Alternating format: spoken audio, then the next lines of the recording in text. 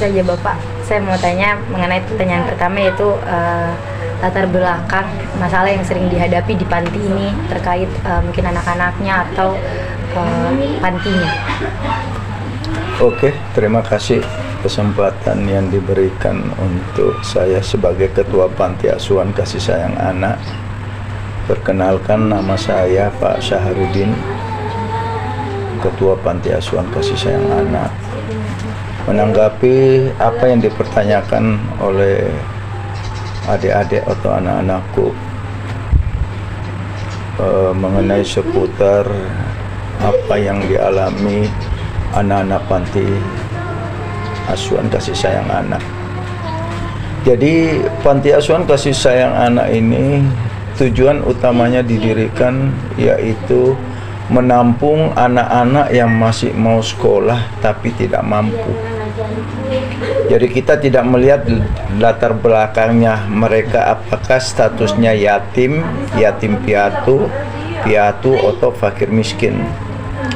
Yang jelas mereka masih mau sekolah, kita tampung mereka dengan disekolahkan, yaitu masalah biaya dan yang lain-lainnya itu tanggungan oleh Panti Asuhan Kasih Sayang Anak. Cuma mereka kita berikan batasan yaitu sampai SMA. Setelah tamat SMA, mereka itu bisa tetap tinggal di sini dan bisa kembali ke asalnya mereka, apakah mereka dari pulau atau dari mana. Nah, terus selama berdirinya Panti Asuhan Kasih Sayang Anak ini dari 2017 sampai sekarang, kalau berbicara masalah permasalahan atau kendala yang kita dapatkan, ya memang sih ada kalau masalah kendala, karena di dalam panti ini terdapat 20 anak di mana mereka berbeda-beda, yaitu kendalanya mereka susah atau sulit kita berikan pemahaman atau menyuruh misalnya sholat. Nah, itu kendalanya di situ. Terus baru-baru ini ada 2-3 orang, 2 orang kita keluarkan, 1 orang kita masih berikan kesempatan. Mereka itu terlibat mengenai melakukan di dalam panti itu minuman keras, dimana sebelumnya kita memang sudah ingatkan mereka paling tidak kita suka namanya minuman keras, tapi ya seperti itulah mereka tetap juga melakukan walaupun secara diam-diam. Jadi memang belum lama ini kendala ada 2 anak panti yang itu dari kelas 5, sekarang mereka sudah kelas 1 SMK, dan baru-baru ini kita keluarkan karena sering melanggar aturan-aturan yang kita pakai, yang kita perlakukan di panti asuhan. Apabila terjadi kesalahan 3 kali pelanggaran, maka kita keluarkan. Dan itu yang paling fatal memang selama berdirinya panti, mereka melakukan perbuatan yaitu minuman keras.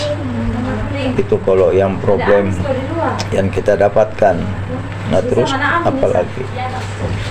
Kalau dari permasalahan kan itu minuman keras itu faktornya dari pengaruhnya itu datang dari mana? Atau dari pergaulan di luar, atau mungkin lihat di mana? Kalau kita tanyakan kepada mereka, memang mereka awalnya adalah anak yang bebas, anak yang tidak terkontrol dengan orang tuanya, karena antara bapak dengan ibu itu pisah. Anaknya dipiara dengan ibunya, dan terjadi kebebasan sebelum di sini. Setelah masuk di panti, mereka memang bisa kita ubah dari perilaku awalnya memang kebiasaan merokok, terus yang lain-lainnya. Sampai di sini kita sudah bisa atasi. Tapi karena adanya orang lain, yaitu teman sekolahnya, dia mencoba jalan-jalan ke panti, dan saya juga sebagai ketua panti, siapapun yang mau datang silakan dengan catatan sopan, tidak minum, tidak merokok. Itu.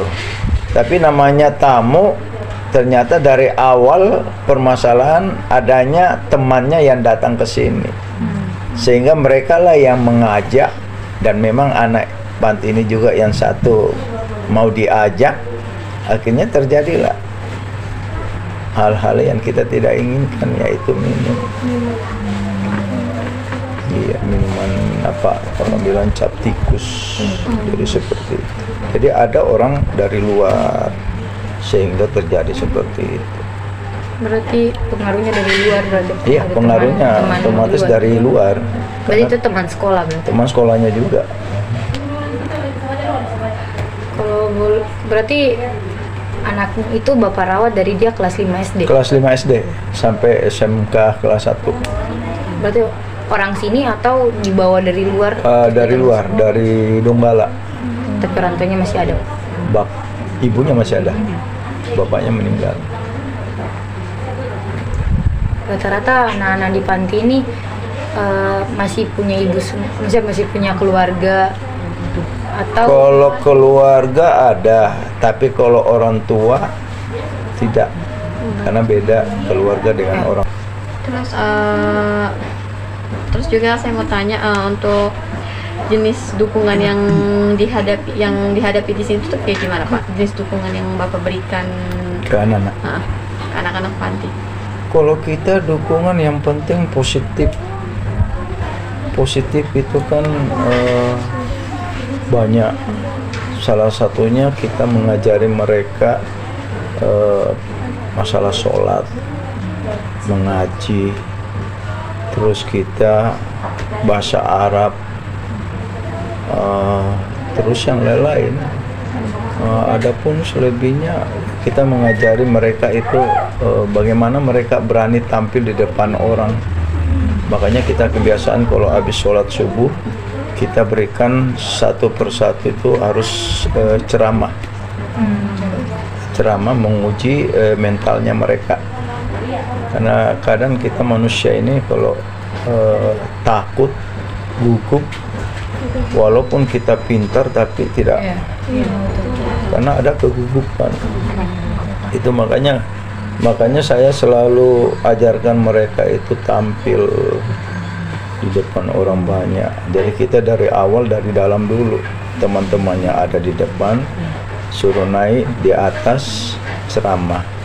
Nah, kita berikan kebebasan untuk masih melihat konsep dulu, belum lepas. Dan kemarin juga sempat anak-anak saya berikan pendidikan teater. Jadi kita buatkan satu naskah pendek yang perangkan di sini adalah anak-anak di sini juga, anak-anak panti. Tujuannya untuk apa? Tujuannya itu lagi menguji mentalnya mereka. Karena dari kebiasaan mereka akhirnya tidak gugup lagi. Terus kita juga selalu mengajari mereka itu beretika, sopan santun terhadap siapapun yang ada di sekelilingnya. Jadi itu yang sering kita berikan kepada anak-anak. Berarti jatuhnya ke dukungan moral dan spiritual berarti Pak? Kayak lebih ke situnya biar ke situ masalah agama semua. Karena kenapa? Kita manusia ini kalau tidak didasari dengan fondasi agama akan rapuh. Siapapun mereka, apalagi di zaman sekarang ini. Zaman sekarang ini zaman edan. Jadi kalau tidak kita dasari dengan fondasi agama, hancur kita. Rusak kita punya. Saya bertanya lagi ya. Tanya saja terus. Dukungan seperti apa lagi yang Bapak berikan kepada anak panti yang sudah keluar? Kalau berbicara masalah dukungan kepada anak panti yang sudah keluar, itu tidak ada dukungan lagi. Terkecuali sebelum dia keluar, selalu saya titip pesan. Perbaiki sholatmu dimanapun Anda berada, jangan cuma di panti, Tapi kalau memang Anda sayang kepada Allah dan sayang kepada Nabi besar Nabi Muhammad SAW, sholat dan perbanyak bersalawat. Tapi kalau setelah keluar dari panti, kita tidak berikan lagi dukungan. Kenapa? Karena mereka adalah anak yang tidak mau diuntung, anak yang tidak mau dibina untuk kebaikannya. Betul. Ya kan? Terkecuali mungkin itu anak walaupun tidak tinggal di sini tapi masih sering datang mungkin masih bisa kita berikan pemahaman atau mengajari mereka yang mana yang baik, kan begitu. Contoh, ada satu anak yatim yang pernah di sini, mereka itu keluar karena sering menggunakan lemfox, karena mereka takut membahayakan anak-anak lain, makanya kita keluarkan.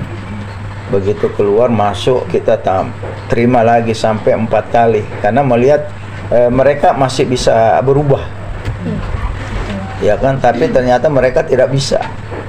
Kenapa? Karena dukungan dari orang tuanya, ibunya yang tidak ada. Karena saya sebagai ketua panti di sini punya keterbatasan mengajari mereka. Itu apalagi keras sama mereka, mau pukul mereka tidak bisa. Kenapa? Karena sekarang kita susah, adanya undang-undang perlindungan anak yang membuat mereka lebih manja. Beda dulu tidak ada namanya undang-undang pencemaran kekerasan, perlindungan anak. Jadi kita enak mendidik mereka, salah mungkin kita pukul. Sekarang tidak bisa. Kapan kita pukul, visum dokter, kena kita. Jadi punya keterbatasan. Ketua panti asuhan kasih sayang anak itu punya keterbatasan mendidik mereka. Itu palingan sisa bicara yang keras. Saya mau tanya kan, kalau tadi kan Bapak bilang ada anak-anak panti di sini yang dikeluarkan karena melakukan pelanggaran kan. Terus mereka itu mereka keluar dari sini, apakah dikembalikan sama orang tuanya atau bagaimana? Jadi kita aturan di panti asuhan kasih sayang anak ini dilihat mereka itu umurnya berapa. Kalau memang ini anak umurnya masih di bawah 7 tahun atau di bawah berapa tahun, masih kecil, itu harus kita kembalikan kepada orang tuanya. Kalau anak yang sudah dewasa, otomatis kita tidak kembalikan kepada orang tuanya. Karena mereka dasarnya dia datang bukan diantar dengan orang tuanya, tapi mereka datang dengan sendiri. Jadi tidak ada kita antar. Jadi kalau yang sudah kita keluarkan, adapun yang sudah kita keluarkan selalu kita melihat apakah memang ini anak sudah harus dikeluarkan atau tidak. Jadi selalu saya rembutkan dulu sama istri, yang lain-lain, pengurus lain, bagaimana ini anak, apakah masih bisa dipertahankan atau tidak. Karena yang harus kita pahami, kasihan mereka. Misalnya kita keluarkan, nanti latar belakangnya mereka bagaimana. Nah, itu yang selalu kita pikirkan. Jadi kita tidak melihat egonya kita sebagai ketua panti, tapi melihat latar belakangnya mereka bagaimana setelah keluar. Jadi saya mau tanya lagi, kalau boleh tahu bagaimana kehidupan sosial dari anak-anak panti di sini, Pak? Apakah ada kendala dalam bersosialisasi, entah itu di sekolah atau di dalam panti sini? Kalau berbicara masalah sosial anak ini, ya otomatis tetap ada ya, tetap ada kalau masalah anak-anak ini. Tapi kita juga sebagai orang tua atau ketua panti, karena saya sini paham betul, saya adalah pengganti orang tuanya mereka. Jadi saya sebagai ketua panti memang selalu mengajarkan mereka, memberikan pemahaman kepada mereka yang terbaik. Kenapa? Saya tidak mengatakan bahwa mereka bodoh atau apa, dan saya juga tidak mengatakan bahwa pintar. Tapi adanya pengalaman yang saya dapatkan, selalu saya memberikan motivasi kepada mereka. Bagaimana kamu bisa jadi saya, ya kan? Nah, saya walaupun dulu bukan wartawan dan saya sekarang wartawan, walaupun saya sekarang sudah tidak terlalu aktif, tapi mereka selalu saya berikan motivasi bagaimana mencari itu. Jadi saya punya anak-anak seperti itu, tidak pernah bosan-bosan saya mengajari mereka yang terbaik, dengan tujuan mereka juga bisa jadi anak yang berhasil. Itu. Baik, selanjutnya saya ingin bertanya Pak, bagaimana perkembangan anak panti setelah Bapak berikan dukungan seperti agama dan lain-lain? Apakah mendapatkan banyak perubahan? Kalau berbicara masalah apa yang adik tanyakan, perkembangan selama adanya panti dan anak-anak, banyak. Jadi saya melihat anak-anak yang sudah lama ya, yang sudah lama yang tinggal di sini, yaitu ada yang mulai dari kelas 1 SD, sekarang sudah sudah berjalan 6 tahun di sini, karena kita baru 6 tahun. Dan mereka itu ada salah satu anak yang namanya Cantika, panggilannya April. Mereka itu adalah anak yang terkatung-katung di jalan, ke sana kemari, tidak dihiraukan sama orang tuanya, bapaknya, apalagi bapaknya. Nah, setelah kita tampung mereka di sini, memang awalnya sih sangat susah mereka. Tapi setelah dengan kegigihannya kita sebagai pengurus di sini, mereka sekarang itu sudah masuk kelas 1 SMK, di SMK 2. Jurusan apa dia punya jurusan itu. Mereka sangat banyak berubah. Itu dari awal mereka itu apa orang bilang kepala batu, tidak mau dengar, suka pacaran apa semua bebas. Tapi setelah kita berikan pemahaman, karena saya di sini selalu apabila ada anak yang melanggar, saya panggil dengan baik, saya tanyakan apa salahmu. Mereka sudah menyadari salahnya, baru saya berikan pemahaman kenapa, supaya mereka itu mereka bisa paham bahwa saya dimarah karena lantaran saya punya salah. Jadi kita tidak bisa memarahi anak-anak seenaknya, tapi memberikan penjelasan bahwa kamu dimarah karena lantaran kamu punya salah. Kalau kamu tidak punya salah, otomatis Bapak tidak marah. Jadi mereka bisa menganalisa nanti, oh iya betul apa yang disampaikan. Jadi anak-anak yang tinggal di sini alhamdulillah sudah banyak perubahan. Dari kan tadi Bapak dukungan, terus pemahaman dan sebagainya. Nah, ada tidak suatu momen atau suatu keadaan di mana anak-anak itu tidak menerima apa yang dibilang oleh Bapak, misalnya kayak menolak apa yang disampaikan, memberontak gitu? Kalau secara sih belum pernah ya. Belum pernah karena mungkin mereka takut. Jadi Iya kan, mungkin pertama-tama itu takut. Ya tidak tahu lah kalau di belakang teman-temannya mungkin, tapi yang selama ini belum pernah. Apa yang saya sampaikan selalu alhamdulillah mereka mau. Kenapa? Karena saya memberikan pemahaman sama mereka itu selalu secara detail. Jadi bukan cuma sekedar ini, tidak, tapi secara detail saya berikan pemahaman seperti ini supaya mereka bisa paham. Begitu. Saya lihat juga tingkatan mereka, misalnya umur ini lain. Umur 17 ke ini lain juga, karena tidak bisa kita gabungkan jadi satu. Apalagi Saya ingin bertanya Pak, selain masalah yang dihadapi 2-3 anak panti yang melanggar peraturan panti itu, apakah ada masalah lain, entah pertengkaran antar anak panti, dan bagaimana cara Bapak menghadapi terkait masalah itu? kalau masalah pertengkaran memang ada, ya kan, namanya anak banyak tidak sama, latar belakangnya beda-beda, ada yang kecil, ada yang sudah dewasa. Nah, jadi kadang memang antara kecil dengan yang besar, sering baku ini, tapi saya sebagai ketua panti lagi tidak lepas dari memberikan pemahaman kepada mereka. Jadi kalau misalnya ada si A, si B yang bermasalah, mungkin ada ribut, saya panggil dua-dua, yang lainnya pindah. Nah, Bapak kan ada kantor di bawah toh. Jadi saya ajak sana, apa permasalahan? Mereka sampaikan, Bapak saya diejek, Bapak ini, akhirnya saya ini marah. Sampaikan pemahaman kepada mereka sebagai adik, sebagai kakak juga saya berikan. Kamu sebagai adik tidak bisa membantah apa yang disampaikan kakakmu. Kakak juga, kamu sebagai kakak jangan diganggu adik.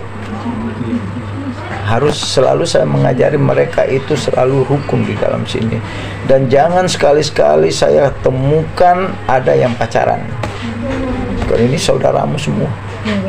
Di sini anak-anakku semua, anakku semua, tidak ada yang saya membedakan ini anak kandungku, anak panti. Ya jangan, biar tidak usah yang terakhir. Kalau sudah terakhir saya tidak terima lagi. Alternatif yang Bapak berikan kepada anak panti ini Mengenai apa itu? mengenai permasalahan yang ada di panti ini. Kalau alternatif yang lain sih, saya sebagai ketua panti sangat mengharapkan mereka itu bisa jadi anak-anak yang berhasil lah. Makanya saya tidak pernah lepas, selalu memberikan dukungan sama mereka dan selalu mempelajari mereka apa keinginannya mereka.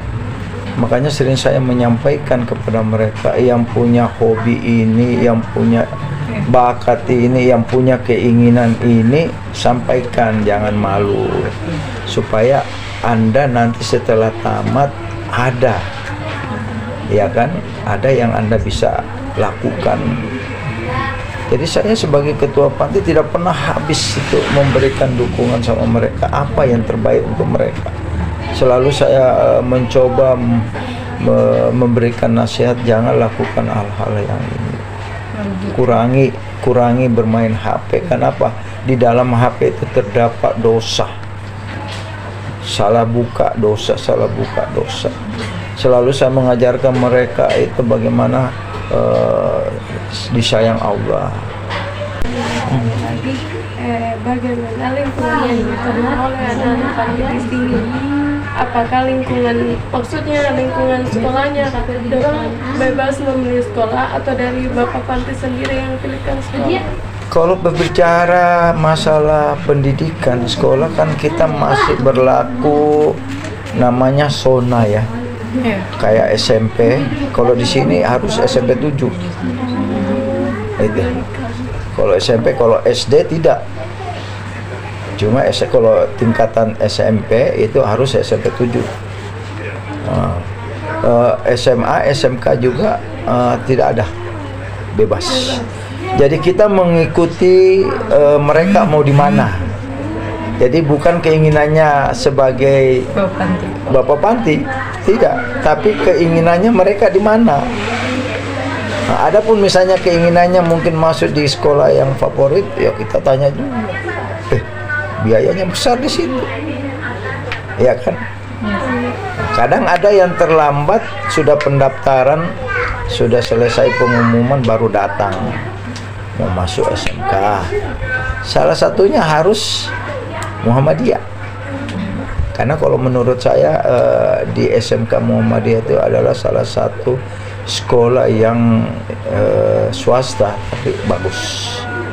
Walaupun kemarin itu pembayaran masuk sekolah itu 2.800.000 sekian, uang seragam 805, per bulan 145. Jadi biaya besar. Makanya kalau anak-anakku ada yang mau masuk, kamu serius tidak? Karena kita sudah mengeluarkan biaya, ternyata kamu juga tidak sampai selesai keluar. Sayang. Nah kita ini banyak yang harus diinikan. Tapi disitulah adilnya Allah. Ada-ada saja rezeki yang dikasih. Pak, baik, pertanyaan penutup. Jangan penutup betul ini. Iya, penutup ini. Nanti yang penutup masih ada lah tidak kebagian. Jadi apa harapannya Bapak untuk panti ini? Harapan saya cuma satu, tetap setelah saya meninggal penerus ini selalu amanah, jangan pernah melenceng dari aturan agama, jangan pernah lari. Kenapa? Karena banyaknya sekarang kita tahu kita ini adalah di penghujung dunia, sudah di akhir zaman, seperti apa yang disampaikan Rasulullah 1444 tahun lalu, bahwa di akhir zaman terdapat seperti apa, seperti bencana-bencana. Kita sudah lihat sekarang bencana di mana-mana, ya kan, kejadian-kejadian alam. Jadi kita yang belum nyata, yang apa yang disampaikan Rasulullah, sisa satu, bahwa umur dunia itu adalah 1500 tahun. Sekarang kita sisa berapa tahun lagi? Coba, sekarang sudah 1444. Jadi hati-hati, jangan terlena mengejar dunia, akhirat dilupakan. Nah, dunia ini tidak ada habisnya, tidak pernah habis. Tapi di saat mentok nanti kiamat baru kita sadar. Dan Allah sudah sampaikan, hambaku yang dekat denganku itu akan kuambil satu persatu. Jadi kita ini manusia yang masih ini tidak akan mendapatkan namanya hari kiamat. Orang-orang yang kafir lah yang mendapatkan hari kiamat. Kenapa? Karena dahsyatnya hari kiamat. 28 September saja kita rasakan kan, bagaimana dahsyatnya itu, apalagi kiamat. Makanya Allah itu tidak memperlihatkan kita kiamat. Kita meninggal, menunggu setelah 40 langkah pengantar, keluarlah malaikat Mungkar dan Nakir dan menanyakan. Amal ibadahnya kita bagus, maka insya Allah kita akan bisa menjawab apa yang ditanyakan Mungkar dan Nakir. Selebihnya itu kita ditidurkan kembali sambil menunggu datangnya hari kiamat. Jadi kita tidak tahu berapa tahun saya menunggu. Tapi kalau kita banyak dosa, maka seperti itulah balasan Allah sama kita, yaitu siksa kubur. Itu orang mengatakan, itu mustahil. Tapi nanti kau rasakan apa betul ada siksa kubur atau tidak. Makanya perbaikilah sholatmu, karena sholatmu lah yang akan menjamin kamu. Karena nanti setelah meninggal bukan, tapi amal ibadahnya kita yang berbicara. Orang yang paham. Cuma kita ini kan tidak mau paham, tidak mau tahu yang begitu. Yang tahu, yang kita mau tahu sekarang apa yang diberikan sama dosen itu yang harus kau kejar. Betul. Tapi yang begitu tidak mau, kita mau tahu. Jadi orang-orang yang paham hidup ini indah. Indahnya di mana? Disyukuri. Kalau kita bersyukur indah. Karena ternyata orang-orang yang punya harta banyak tidak tenang juga. Iya, Pak. Malah susah. Padahal hartanya banyak. Jadi tidak ada manusia yang bisa menjamin hartanya banyak. Saya tidak ada harta senang. Saya adalah manusia yang paling senang kalau saya pribadi. Kenapa? Saya bisa bantu orang, bukan saya riak, tidak. Kenapa? Karena saya mengejar namanya itu akhirat. Karena saya tahu, ternyata akhirat seperti ini, bukan main indahnya. Saya tidak mau sia-siakan waktuku dengan bermain apa begitu. Saya selalu berikan waktuku itu zikir. Makanya zikirnya Bapak banyak. Saya itu dari subuh sekarang berzikir terus. Karena ada zikir yang 100, ada zikir yang 1000, ada zikir yang 5000, yaitu istighfar. Ini istighfar itu tujuannya besar. Karena kata Allah, barang siapa yang baku yang beristighfar 100 kali dalam satu hari, akan kuampunkan dosanya sebanyak 80 tahun. Barang siapa hambaku yang membiasakan membaca Qul huwallahu ahad sampai habis 100 kali dalam satu hari, Allah janjikan akan kubangunkan satu istana di dalam surga. Masya Allah. Cuma mengucapkan Qul huwallahu ahad, Allahu samad, tidak panjang, tapi karena malas tidak mau. Padahal Allah sudah janjikan semua. Banyak. Anda mau rezeki yang banyak, Allah cuma katakan perbanyak membaca ya Rahman ya Rahim, ya Fatah ya Rasa. Itu. Allahumma salli ala sayyidina Muhammad. Orang yang selalu bersalawat Allahumma salli ala sayyidina. Coba adik-adik lakukan mulai dari sekarang, dilihat manfaatnya. Betul enggak Bapak Panti sampaikan bagaimana indahnya kita hidup? Insyaallah cuma mengucapkan Allahumma shalli ala sayyidina Muhammad. Kalau mampu 10 kali 10 kali. Tapi dalam agama sampaikan paling kurang 300 kali. Kalau memang kita cinta sama Rasulullah. Kalau kita cinta, kalau tidak ya, memang beda. Itu kalau kita baca salawat, Masya Allah, senang, tenang kita punya. Tidak ada beban. Bapak itu sudah 6 tahun lakukan itu pun. Saya jadi utang. Satu hari saja saya tidak lakukan itu, bukan main. Jadi beban kok. Padahal itu sunnah, bukan wajib. Kenapa saya lakukan? Karena saya tahu manfaatnya. Jadi bodoh kita kalau tidak mau. Banyak amalan-amalan yang 3 amalan yang tidak bisa kita tinggalkan dalam satu hari, yaitu Allahumma salli ala sayyidina Muhammad wa ala ali sayyidina Muhammad, terus subhanallah walhamdulillah wa la ilaha illallah wallahu akbar, dan astaghfirullahalazim. 3 itu amalan. 1 untuk Allah, 1 untuk Nabi kita, 1 untuk diri kita.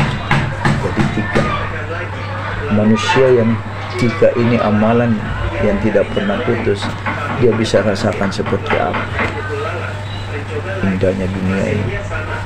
Jadi bukan kita nanti banyak uang baru senang. Begitu. Masih ada? Tidak, sudah mengalah dia. Yang sudah cukup pertanyaan dari kami, Pak. Kami akhiri, wabillahi taufiq wal hidayah. Wassalamualaikum warahmatullahi wabarakatuh. Waalaikumsalam warahmatullahi wabarakatuh.